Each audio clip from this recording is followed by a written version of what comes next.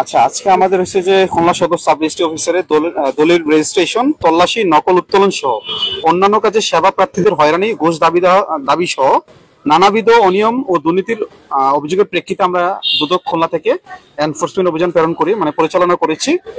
পরিচালনা করে আমরা বেশ কিছু অনিয়ম পেয়েছি। আমরা পুরো অফিস তল্লাশি করেছিলাম, করে এখানে নকল নবিশ রাফেল শিকদার, ওনার ব্যাগে আমরা প্রায় 70,000 টাকার মতো টাকা পেয়েছি, এবং সেটা উনি প্রপার ব্যাখ্যা দিতে পারেননি। যিনি উনি বলেছেন বিকাশের ব্যবসা করেন, বা আমি আসলে উনি আসলে যুক্তিযুক্ত কোনো ব্যাখ্যা দিতে পারেননি। তারপর আরেকজন নকল নবিশ আছেন যিনি মিতা, তার ব্যাগে আমরা বেশ কিছু ব্যাংকিং ট্রানজাকশন যে করে সেই ডকুমেন্টস পেয়েছি, এবং সেখানে প্রায় 12 লক্ষ টাকার এফডিআরও পাওয়া গেছে। সেটার ব্যাখ্যা উনি এখনো দিতে পারেনি, উনি বলছেন দিতে পারবেন। আমরা তাকে সময় দিয়েছি, উনি হয়তো বা 2-1 দিনের ভিতরে আমাকে রেকর্ড সরবরাহ করবেন।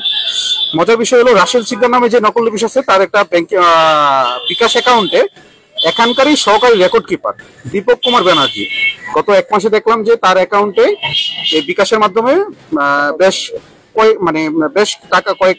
কিছু টাকা উত্তোলন করেছে। সেটার ব্যাখ্যা উনি পরিপূর্ণ দিতে পারেননি। এছাড়া এখানে দালালদের দৌরাত্ম্য দেখা গিয়েছে।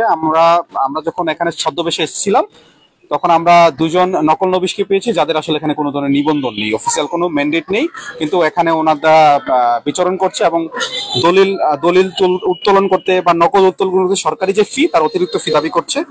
তো আমরা সার্বিক বিষয়ে আমরা জেলা রেজিস্ট্রার মহোদয়ের সাথে কথা বলেছি।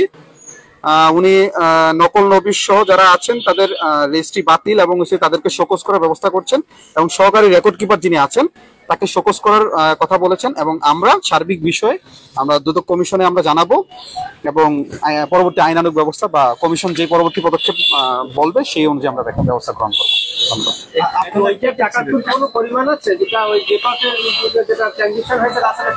রাসেলের সাথে প্রায় 12,000 টাকার মতো আমরা দেখেছিলাম ট্রানজাকশন হয়েছে।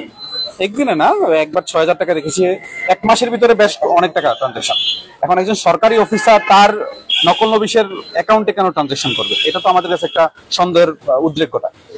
কলমের যে দাগ, চিকুন, মোটা, এই নানা বিষয় আপনাদের কাছে ধরা পড়েছে।